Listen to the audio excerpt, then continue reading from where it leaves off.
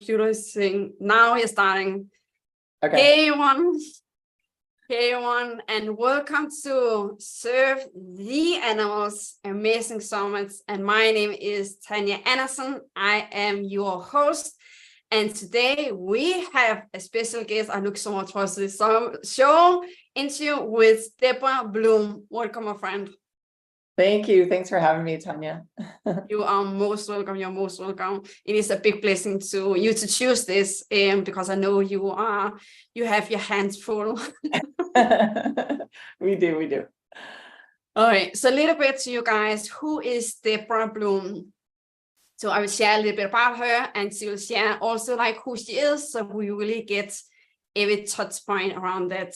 So she is founder and executive director. You get to support me there, my friend. Yeah, executive director. Of you get Gold Farm Animal Sanctuary. I did not hit that point correctly. So would you like to say your organization as your founder and director of? Sure. Yeah. So I am the founder and executive director of Goatlandia Farm Animal Sanctuary. We are a 501c3 nonprofit. I've been rescuing animals for about 9 years, and the nonprofit's been in existence for 7. So we are located in Northern California. We currently have 2 locations in Santa Rosa and Sebastopol, both in Sonoma County. We have about 180 animals, and our mission is, we have several parts to our mission, but primarily is to rescue farm animals from situations of abuse, neglect. We rescue a lot of males from dairies to save them from being killed. And then next is to educate the public and the community about how amazing animals are and the fact that they are sentient beings and they deserve to live their lives free from harm, just like we want. And we want to do it in a very fun, inspiring way. So we do a lot of things to achieve that goal. We have kids camps, we do tours, we do vegan catering for people in the community and for businesses. We throw lots of parties and lots of fundraising dinners, and we just want to create fun and inspire people in a really positive way to live differently with animals and to change the way they eat, not only to be kind to other beings, but to improve our personal health and to fight climate change. So yeah, we do a lot of fun stuff. Amen.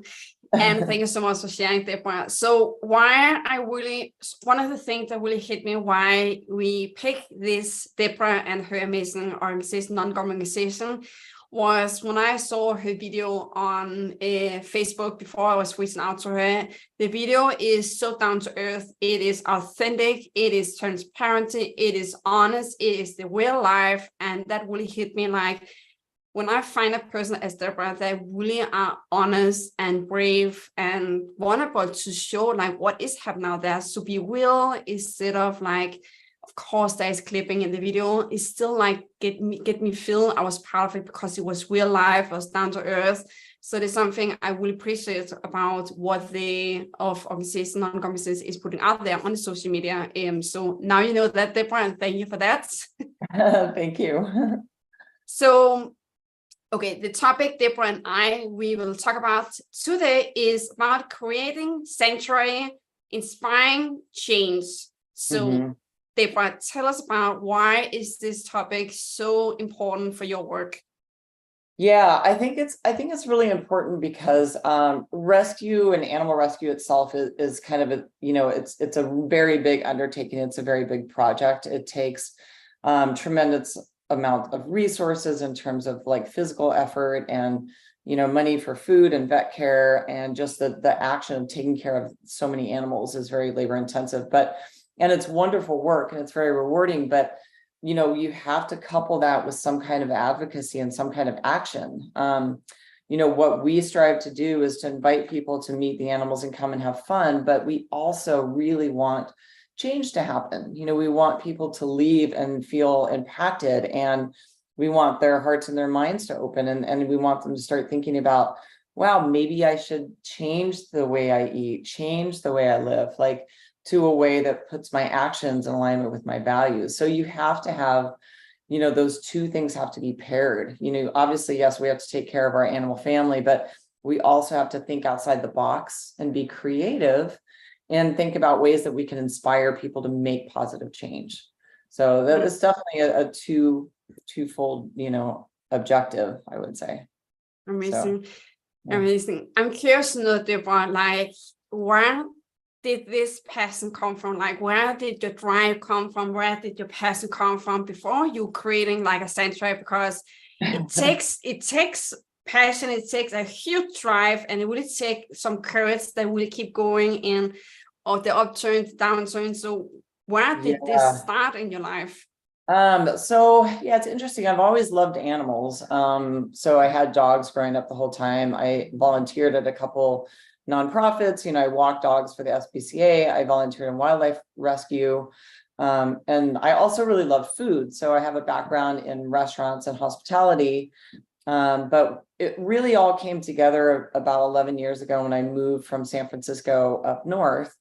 And ironically, one of the restaurants that I owned at the time bought cheese from a dairy up in Sonoma County. So we did the staff field trip and we saw the goats and we saw the dairy operation. And I was really impressed by the personality of goats, and so I decided right then and there, like, I have to have goats in my life. But then the really pivotal thing happened is when I came across a video on Facebook, and it basically showed animal agriculture, and it talked about animals being killed for food and animals being taken from their mothers for dairy. And it was a very difficult video to watch. And I was so impacted. I cried all the way through it. And I just decided right then and there, like, this was the truth behind the industry that we don't see. And when you do see it, when you're able to bear witness to that, it changes you. And it changed me immediately. And I decided that I didn't want to support what I saw. And, my pet goats, I only had 3 at that time, became ambassadors for kindness and for health. And I decided that, I could have just lived my life and went vegan myself and just kind of kept my little goat family and just had a life, but I really felt compelled to take action. And, this work is so rewarding, but it's incredibly difficult. There are upturns, there are downturns. But I know we're having an impact. We're having an impact for sure on the animals whose lives we've saved, but we're having an impact on visitors in the community. And sometimes it feels like that impact is really small, but for every person that comes back to you and says, "Oh, you've really changed my life," there's probably 50 that never say anything. So it definitely has an exponential impact. So that's how I came to do this, was really seeing that video and seeing the truth behind our food that animal agriculture doesn't want us to see.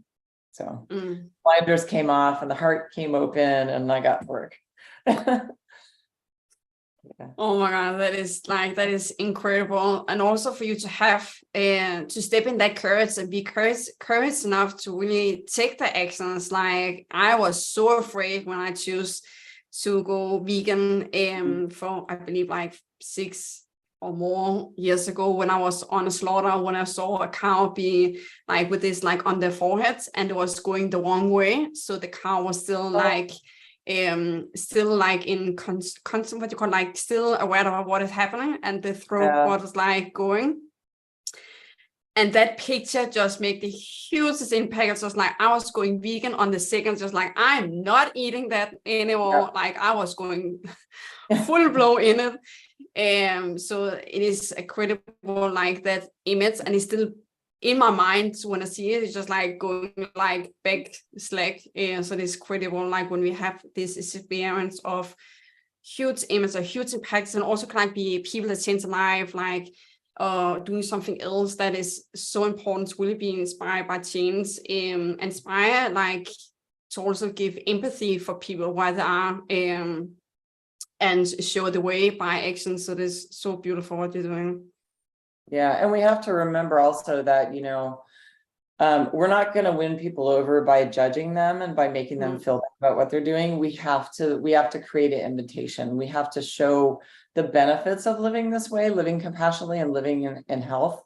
And then people are going to want to do what we're doing, So that's really important as well. We have to inspire and not judge. So yeah, exactly, because when we choose to judge what judgment is, some people have reaction on it. It is violence.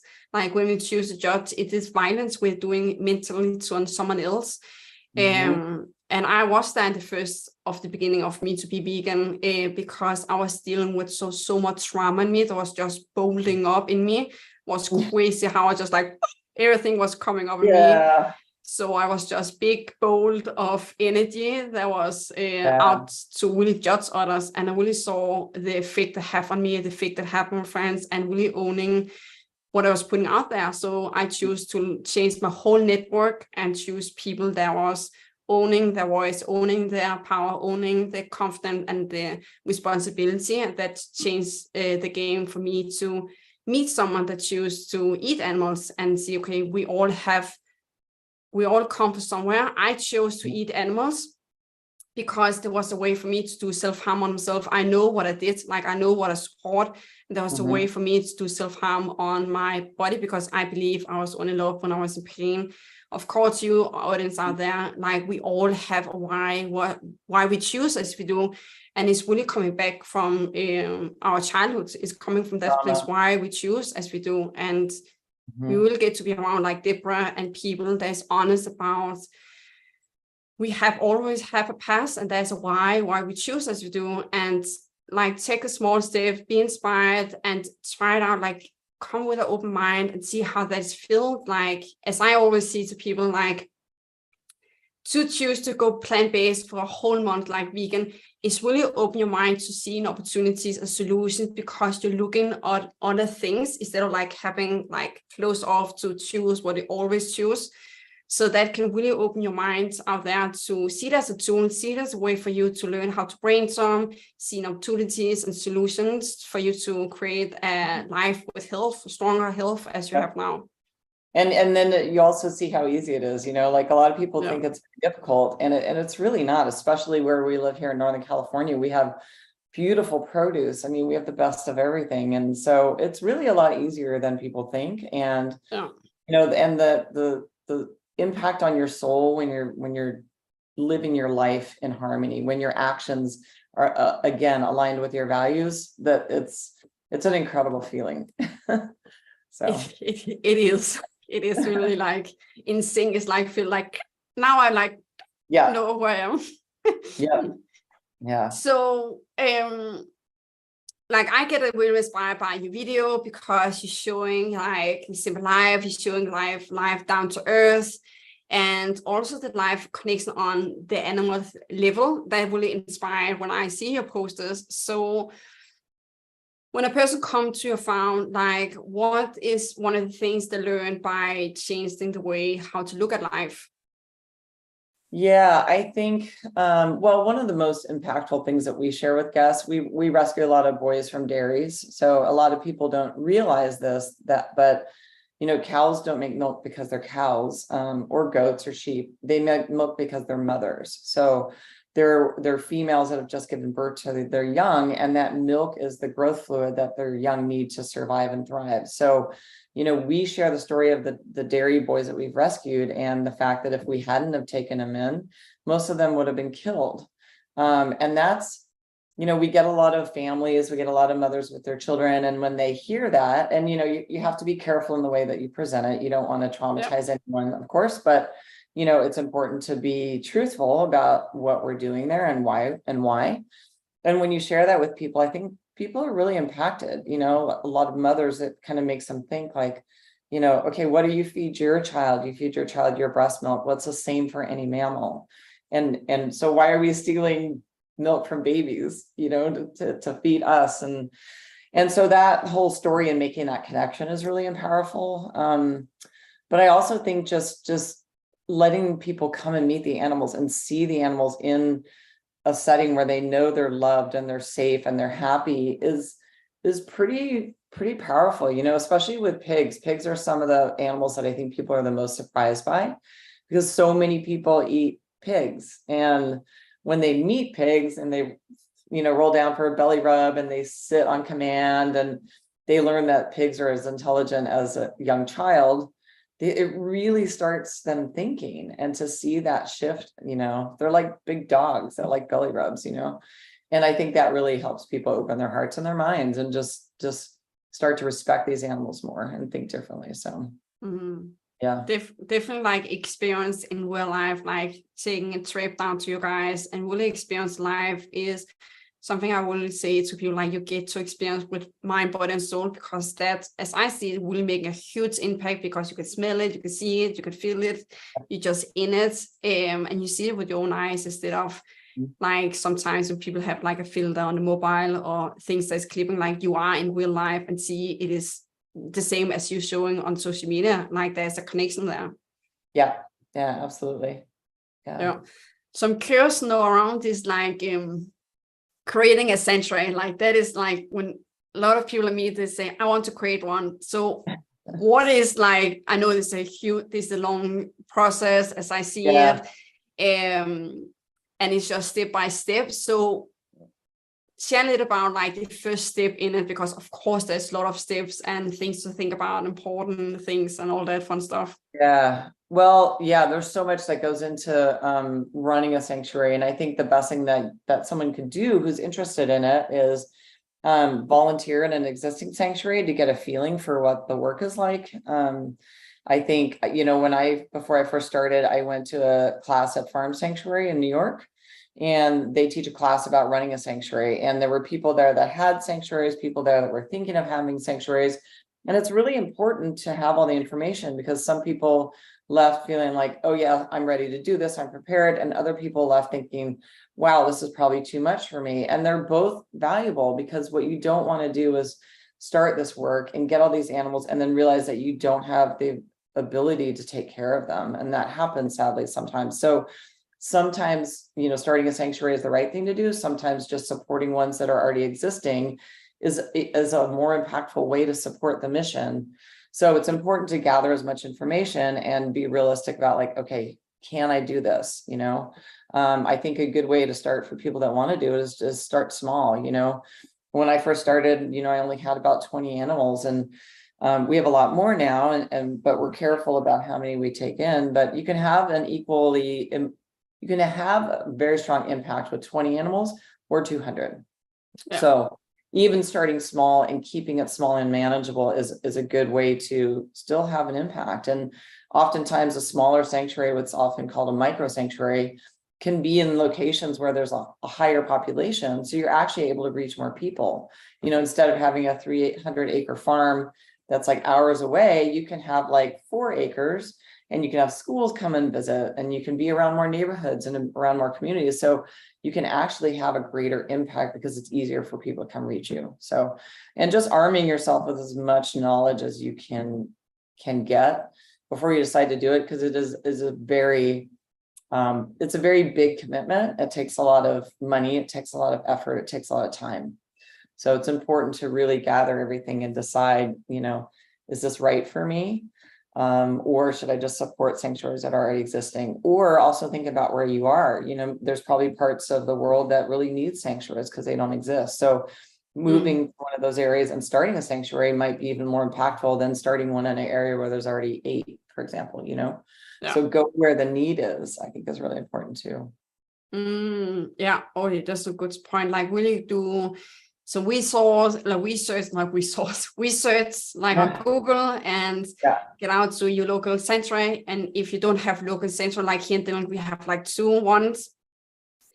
Like take on a trip and be volunteer. There's so many opportunities, you guys, how to experience that. And yeah, it's so important to experience in real life, like on your body.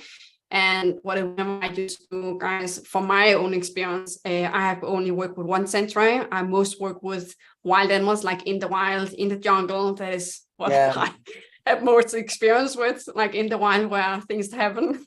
It is really experience on your body if you have the mindset, if you have like the willpower to do it, because you're not like as a volunteer, as I've experienced, like you maybe have one day off, or sometimes you don't have a day off. And can you energy is still high? Do you have passion for it? Because if the passion and the vision is there, you will find the energy always, no matter what you're facing, no matter how you feel about it. It is just natural for you to step in and be in the work and do it. Yeah. And that's a good point. I mean, when you have animals, like you never, having a day off is a challenge. And finding a balance and finding time to care for yourself, and refill the battery, so to speak, it's hard, I won't lie, it's difficult, but yeah, it's very rewarding. And also another thing is talking to people who've had sanctuaries or have sanctuaries. And, I get a lot of people reach out to me and like, oh, I'm thinking of starting a sanctuary. What advice do you have? And I love talking to people like that, because I want to help other people learn from what we've learned and share that knowledge so that they're more successful, so that's important too. There's a whole community out there, and they all want to help. So definitely reach out and talk to people who are doing it. But it helps me still. I learn every day. There's always things to learn. So there's always like the next level in every area. There's always like the next level, like how can I level that up to next level? How can I make like the small tricks so it's like landing, working? And also, just the physical work of it, as I approach 60, I'm not as physically strong as I was 10 years ago. So, that's important to consider too, like getting the people in that could do the heavy lifting and to do the harder work is important too. So I still do a lot, but there's some things that, I can't do. So it's important to have a lot of different strengths on your team. So yeah, that's a good point. Also, to really like what I really experience volunteer life, like always like invite people to do volunteer work. Like it is the most mind-blowing, life-changing on the fast periods of time when you will like take yourself out of your normal routines, your normal like house, and put yourself in new like culture, new environments, new like temperature, all that fun stuff. And I will invite you guys, definitely be volunteer more than 1 week. I would definitely invite you to do like 3 months, because you get to be in it for a longer time, so you can really experience it. Because my experience, you can talk about your experience, Deborah. 1 week, 2 weeks is going so fast, and learning and growing around. Is this something for you? Is this something for you? You want to start one, or create your own team to start one, or be a volunteer like every year, every half year as a sanctuary to support one, be a volunteer or be hired by a sanctuary. You get to be in it for longer than just a few weeks. Yeah, and for some people, that is the most impactful way for them to make change, is to just be a part of an existing sanctuary. Like, running one is not for everyone. And like I said, it takes a lot. So sometimes like the best way you can support the movement is by supporting a sanctuary. Like there's no way we can do what we do without our volunteers. Like they are the lifeblood of our organization, and they do such a large part of all the animal care every day. So they're the reason why we exist, they're the reason why we can continue to exist. The animals are of course the impetus and making change, but we couldn't do it without volunteers. So helping out existing sanctuaries and caring for the animals is super, super important. And it's a great way to support the movement. Yeah. Like I see you guys, I see you, Deborah, to be one of the animals heroes. And also the next level, like the volunteer is really the heroes, because it makes your work happen. It makes your work going, and the volunteers really making this the key for it can work. So this volunteer is really like the heroes of the bigger purpose. Yep, absolutely. Yeah. And it's very rewarding. You get to build relationships with the residents, and that's really special. So yeah. Definitely like the learning, the growing, like self-development, like what you receive to really learn how to serve, like to give back to you guys from a giving place. What you get back out there, like what you receive, it is like mind-blowing what you receive to be volunteer. Yeah, for sure. So to you guys, before we are ending this amazing interview, so where are you finding this sanctuary, this organization, non-government organization, the Goatlandia Farm Animal Sanctuary? Oh my God, that word, Deborah, sorry. That is new for my dictionary in my mouth. The executive director? No, that your first word in the organization's name. The other one I can't say. Goatlandia. Yeah. Goatlandia. Yeah. Goatlandia. Yep. Goatlandia. Yeah. No, I hate it. Where you can find Goatlandia Farm Animal Sanctuary is going down below this video. Go back in your email, you will see from it, there's all your information. And talk about a little bit where people can find you guys, Deborah.